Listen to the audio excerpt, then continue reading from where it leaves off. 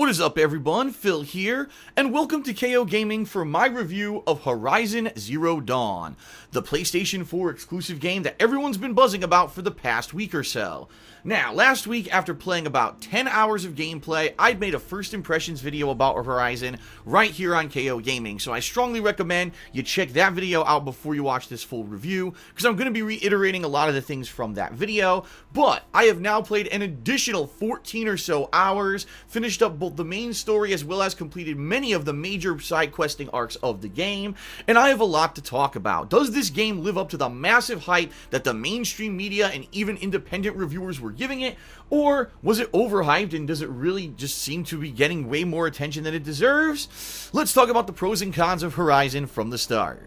First off, no one's going to deny that Horizon is a beautiful game, and especially on the PlayStation 4, where typically when you have a console and it's the nerfed version of the game, since this game was designed exclusively for this console by Guerrilla Games, who, by the way, were previously known for franchises such as Killzone, the graphics absolutely excel. You've got a steady 30 frames per second in most cases. Yes, every once in a while during a heavy firefight, it may chug up a little bit, but for the most part, pop-in isn't really noticeable except for in a few parts. As you're running through this beautiful post-apocalyptic open world, you're going to see breathtaking environments, on-the-fly weather changes, night-to-day transitions, and just gorgeous views. I absolutely love that you can look out on the landscape similar to, say, Final Fantasy 15, and you can see things way out in the distance that if you actually walk there, you can climb it. I absolutely love that. It's not like invisible walls and things are rampant in this game. Instead, the open world is there for you to explore right from the get-go, and the graphics really do hold up to a 2017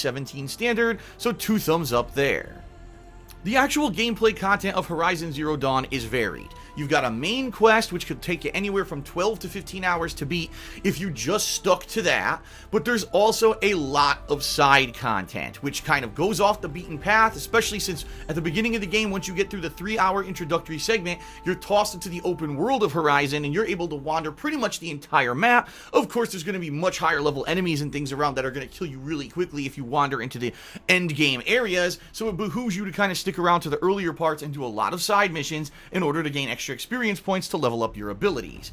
Side quests are varied. Some of them are pretty typical, what you expect cookie cutter kind of for an open world game like this, including fetch quests and, oh, go find this random person who's stranded in the wilderness and is probably hurt kind of quests where you go out and fend off some enemies and bring them back to camp. You know, pretty wash, rinse, and repeat here from stuff you've done in other games. There's also hunt quests where you hunt certain types of the robotic animals in the game and you learn their weaknesses. These are okay, but they definitely get boring after a few. And then you've got the weapons training, which is literally just get a certain amount of kills with a certain type of weapon. Those are pretty much there just to give you experience padding. So, out of all that, I would say that's kind of most of the boring side content, at least in my opinion, of Horizon Zero Dawn. But there were 3 different other kinds of content that I really enjoy. First of all, the tall necks. These are giant robots that look like giraffes, and if you climb on top of them, you actually can get a scan that'll reveal areas of your map and show you all kinds of different waypoints and things and different missions to do. So this is neat. Think of it as like in Assassin's Creed when you climb a tall building and you scan around with eagle vision. It's kind of exactly the same thing here, only it's a little bit more creative because the tall necks actually are walking around and you have to creatively find a way to position yourself to jump and scale these things. It's not so easy. There's also the cauldrons. These are unique mini dungeons that are all roboticized on the inside, and when you complete them, by usually ending with a pretty epic boss fight, you'll gain the ability to mind control certain robotic animals. So not only do you get a little mini dungeon with cool enemies and a setup that's unique and a lot of experience points and loot, but at the end you also gain a really powerful ability. So those are some of the coolest things for sure. And then of course there is the meaningful side questing that you could completely miss out because sadly Horizon Zero Dawn doesn't tell you when a significant side quest is significant or if it's just going to be another boring fetch quest. In this case, there's 2 or 3 major plot lines in Horizon Zero Dawn that if you don't do them, you'll never even meet these major characters. You could completely gloss over it as maybe this is going to be a boring side quest. Next thing you know, you're off doing bodyguard duty for a royal family, or you're doing all kinds of crazy stuff that's really really fun and interesting and leads to some of the biggest fights of the game, I definitely like those, and I compare them to the same amount of quality as to say some of the major side quests in Witcher 3 from a few years back. So definitely the side content of Horizon is varied. If you're looking to do all of it, you could probably get, no lie, upwards of 40 to 50 hours out of Horizon Zero Dawn, and that's a hefty amount of content for a game release in the year 2017. But at the same time, you got to understand that a lot of the boring side content is really there just to pad the game, so it's really up to you ultimately what you want to do. Now, the actual combat and or gameplay of Horizon seems to be a unique mishmash of elements taken from other successful game franchises. For example, the combat is primarily bow and arrow based, and although you'll get a variety of other weapons like rope casters and traps and things that you'll use over the course of the game, your primary method of dealing damage in self-defense is using a bow and arrow. This is very similar to the gameplay of the Tomb Raider reboots of previous years, as well as Far Cry Primal, where when you're drawing your bow, all of a sudden the game slows down at almost bullet time so that you have the opportunity to get a precise shot on the weakness of an enemy. I also draw those weaknesses of the enemy to a very similar thing from, say, Lost Planet, shoot the big glowy parts for massive damage. It does feel like you're playing other games that have kind of been taped together when it comes to the combat. Now, there's also melee combat, but it's nothing to write home about. You've got a couple light attacks and heavy attacks. For the most part, the light attacks are almost worthless. You need to hit something with a heavy attack or get it from behind with stealth, and then you can land a few more hits. However, there's no formal targeting system in the game a la Dark Souls or Neo or any other games recently, so it's very easy to try to be hitting a certain enemy, and if there's others around, you're going to start whiffing and missing, and next thing you know, you get shot from behind and killed. It's kind of frustrating, and the melee combat is certainly nothing to write home about. Now, outside of the combat, there's also some exploration and investigation gameplay mechanics, again drawing a parallel to Witcher 3, where all of a sudden you're going to be using this device that you find in a cave. It basically reveals hidden paths for you, and you're going to be watching those and going through the jungle following these around to find enemies, to find, what happened in a certain situation. Again, very similar to the Witcher sense from Witcher 3, so it really does feel like this game took these elements from other successful games of the past 5 to 10 years and said, let's just do it like this, and taped it all together. Now, innately, there's nothing wrong with that, especially if you're a huge fan of any of the games that I just mentioned. You're probably going to like seeing a game that takes the best elements and puts them together in a refined way.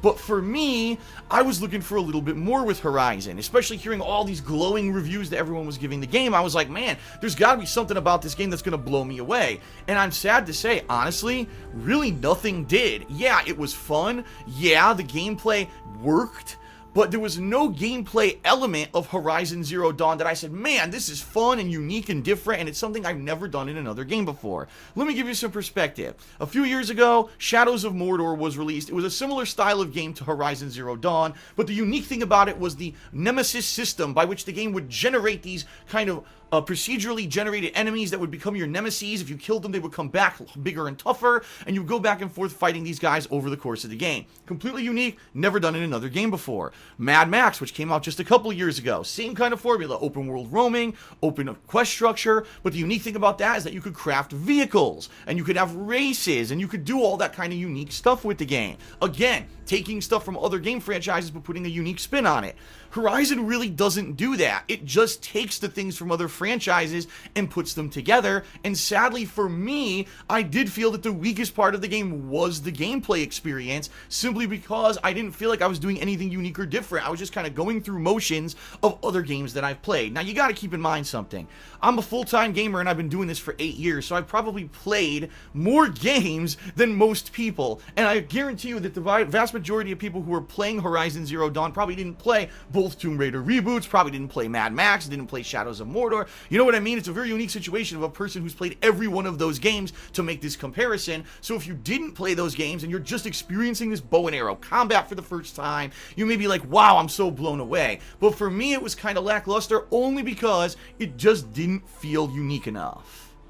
Now, one thing that does excel in Horizon Zero Dawn is the plot line, and I am very happy to tell you that now that I've completed the game, this is one of the select few video games that I have played in the past few years that first of all has an outstanding intelligent storyline that keeps you guessing at what's going on at all times. Gee, why is the world like it is? Why are all these robots roaming around and attacking humans? And what's going on with this character and that character? And why are these tribes at war? It's pretty cool playing the character of Aloy, who apparently is an orphan. She has mysterious origins. You're not sure where she came from, yet the tribe treats her as an outcast. She's thrown out into the open world to find out what's going on. You run into other tribes at war, and you're kind of torn between this world of trying to find out what happened in the post-apocalypse. Why did humanity end the way it did? How did it get rebooted? What are these robots throughout the world? Paired with all of these kind of situations where the tribes aren't getting along and they're at war, and you're kind of between all of this as this kind of outcast, and it's a really interesting plot. I'm not going to give away any major spoilers, but I will tell you this. Out of all the games I've played in the past few years, not only is this plot incredibly satisfying, but there's no plot holes. At the end of the game, every single question is answered and or will be answered supposedly in a sequel, which is hinted at near the end of the game. So definitely I say, wow, I was blown away. I was so happy when I finally finished the game, and I said, wow, a game that I don't have to have this inkling in the back of my head that, man, they didn't give me all of it. Maybe they saved something for a DLC, or maybe they just didn't want to give everything away in the first game and leave an air of mystery, which I absolutely hate. When I pay full price for a game, I want a coherent story that has a start, middle, and end, and not an ambiguous segment to it that makes absolutely no sense for the sake of the fact that, oh, we want the gamers to figure that out for themselves. Bullshit. This game doesn't do that. It does an amazing job with the plot line. I was blown away. The plot by far for me was the best part of Horizon Zero Dawn, and that's awesome. And so ultimately for me, Horizon Zero Dawn is kind of a mixed bag. You've got these breathtaking console exclusive graphics on the PS4 and a story that's involved, that's really interesting, that gets you hooked and thinking and answers all your questions without leaving horrible plot holes, and really just does a great job at telling an awesome narrative, and that's a rare thing in this day and age, at least in my opinion. Pair that in with some side content that's quite meaningful and good, with unique characters and plot lines you would have missed out on if you didn't do it. Also paired with side content that's absolutely there just for padding's sake and doesn't absolutely need to be in the game at all and is just a time waster. And of course, pair that with gameplay that's kind of been here, done that, especially if you've played any of the big major titles that I mentioned in this review already, and it doesn't really do anything unique. And that's kind of why I've had a tough time reviewing this game. How do you give a score to a game that you really liked certain aspects of but didn't necessarily enjoy other aspects of? Ultimately, it is tough because the game is definitely functional. And in particular, if you're a person who did not play the Tomb Raider reboots, did not play Far Cry Primal, didn't play Witcher 3, you may really love this game. And I hate to say it, I think the people who reviewed this game incredibly highly were probably people in that boat and didn't realize that this game lifted a lot of its best gameplay elements straight from those franchises. But for me, being a person who plays so many games, I can see this, and I'm sorry, I just can't give a game like this a pass and say, oh, 10 out of 10 game of the year, when in reality I know that it didn't really do anything too crazy or unique. So ultimately, with all factors considered, I give Horizon Zero Dawn an 8.25 out of 10. If it had done something unique and different, if it had actually improved upon those gameplay elements that it lifted, I probably would have given it a 9 or higher, and it would have been a major Game of the Year contender. As is, it's still a pretty damned good game, and again, if you didn't play any of the major titles I mentioned in this review, and you only own a PS4 and you're looking for a great console exclusive, this is definitely nothing to skip. It's a must play for someone who is looking for a really interesting experience that's going to have a ton of content.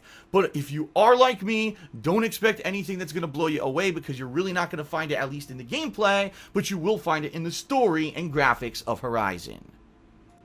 Well, that is it for my review of Horizon Zero Dawn, everyone. I sure hope that you enjoyed it, and if you did, please consider giving this video a like here on YouTube, as well as subscribing to KO Gaming, where you'll see in-depth game reviews like this in the future.